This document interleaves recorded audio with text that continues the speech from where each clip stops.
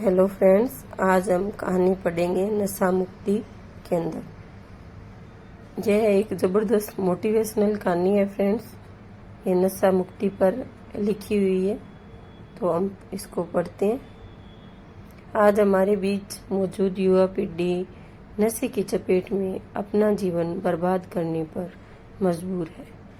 क्या कारण है कि एक बार नशे की गिरफ्त में आने के बाद इससे बाहर आना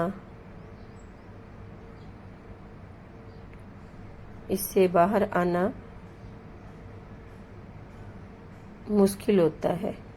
नशा मुक्ति केंद्र एक ऐसी जबरदस्त मोटिवेशनल कहानी है जो युवाओं का मार्गदर्शन करेगी। एक छोटा सा शहर था जहां गौतम नाम का लड़का अपने माता पिता के साथ रहता था। गौतम के पिता बैंक में मैनेजर थे, लेकिन गौतम बेरोजगार था। दरअसल गौतम को कॉलेज के दिनों से ही नशे की लत लग चुकी थी, जिसने गौतम का जीवन बर्बाद कर दिया था। गौतम सारा दिन नशे में ही रहता था। उसकी हरकतों से उसके परिवार के साथ साथ सारा मोहल्ला परेशान था। कई बार गौतम नशे में सड़क पर हंगामा मचाने लगता, जिससे उसके पिता को जलील होना पड़ता। गौतम के पिता ने अपने बेटे का नशा छुड़ाने के लिए कई डॉक्टरों का दरवाजा खटखटाया, लेकिन हर जगह निराशा ही हाथ लगी। आखिरकार गौतम की हरकतों से परेशान होकर उसके पिता ने उसे नशा मुक्ति केंद्र भेज दिया। वहां पहुंचते ही गौतम गिड़गिड़ाने लगा, लेकिन उसके पिता ने उसे जबरदस्ती केंद्र में भर्ती कर दिया। परिणाम स्वरूप कुछ ही महीनों में गौतम बिल्कुल बदल गया और उसके बदले हुए रूप को देखकर गौतम के पिता को लगने लगा कि शायद उनका बेटा सुधर चुका है। इसलिए उन्होंने गौतम को नशा मुक्ति केंद्र से वापस निकाल लिया। लेकिन बाहर आते ही गौतम फिर से अपने पुराने रवैये में वापस आ गया, और तो और इस बार दुगनी गति से नशा करने लगा। गौतम के पिता उसकी बिगड़ती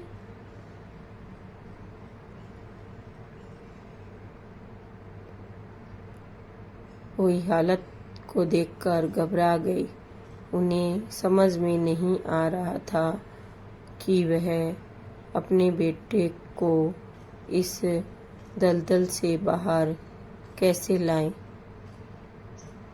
क्योंकि जब भी अपने बेटे को सुधारने की कोशिश करते, परिणाम उसके विपरीत ही मिलता। हार कर उन्होंने दोबारा अपने बेटे को नशा मुक्ति केंद्र भेज दिया, लेकिन उन्हें एहसास हो चुका था कि वहां से बाहर आने के बाद फिर से नशा करने लगेगा। उन्होंने अपनी पत्नी से कहा कि हमें यह जगह बदल देनी चाहिए, शायद इससे हमारे बेटे की बुरी संगत छूट जाए।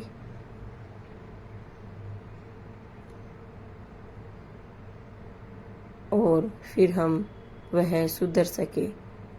गौतम की माँ भी अपने बेटे को कैद में भेजकर दुखी थी, इसलिए उन्होंने अपने पति की बात मान ली और घर बेचने को राजी हो गई और उन्होंने एक मकान के सौदागर को अपने घर के बारे में जानकारी दी। गौतम का घर एक अच्छे इलाके में था, इसलिए बहुत ही जल्दी घर के खरीदार पहुंच गए। घर खरीदने आए व्यक्ति ने गौतम के पिता से घर बेचने की वजह पूछी तो उसे गौतम के बारे में पता चला और कारण सुनते ही वह हंसने लगा। उसे हंसता देख गौतम के पिता नाराज होते हुए कहते हैं, आप इतने बुजुर्ग हैं, किसी की तकलीफ का मजाक उड़ाना आपको शोभा नहीं देता। लेकिन उन्होंने गौतम के पिता से कहा कि मैं तुम्हारा मजाक नहीं उड़ा रहा, बल्कि मुझे अपने अतीत को याद करके हंसी आ गई। दरअसल मैं भी बचपन में नशे का शिकार था, लेकिन कुछ जानकारियों ने मेरा जीवन बदल दिया। यह बात सुनते ही गौतम के पिता की जिज्ञासा बढ़ गई और वह तुरंत ही उनसे पूछते हैं, ऐसी कौन सी बातें हैं जिसने आपका जीवन बदल दिया? क्या आप मुझे वह बता सकते हैं?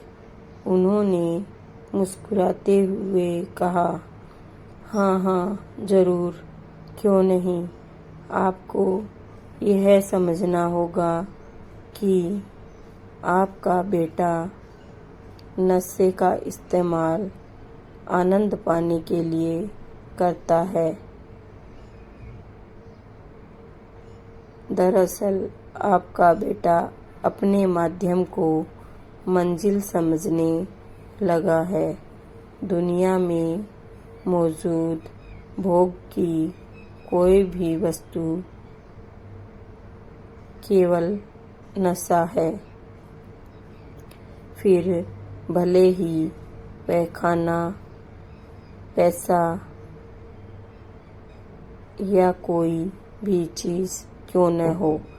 आपके बेटे को किसी सार्थक कर्म में समर्पित करना होगा।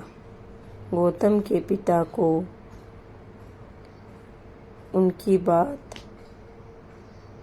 समझ में नहीं आती, इसलिए वह उनसे सीधे तौर पर कहता मेरे बेटे के लिए कौन सा काम सही रहेगा जिससे उसका जीवन बदल सके। उन्होंने उत्तर देते हुए कहा, यह तो उसी को तय करना चाहिए। आप अपने विचारों से उसके मन को नहीं चला सकते। आपको अपने बेटे के विचारों को धीरे धीरे बदलना होगा। इसके लिए उसे ऐसे केंद्र में भर्ती करवाइए जहां उसे जीवन की अच्छी शिक्षा दी जा सके, क्योंकि किसी भी व्यक्ति का शरीर उसके विचारों से संचालित होता है और अच्छे विचार प्राप्त करने के कई माध्यम हैं जिन्हें आपका बेटा चुन सकता है।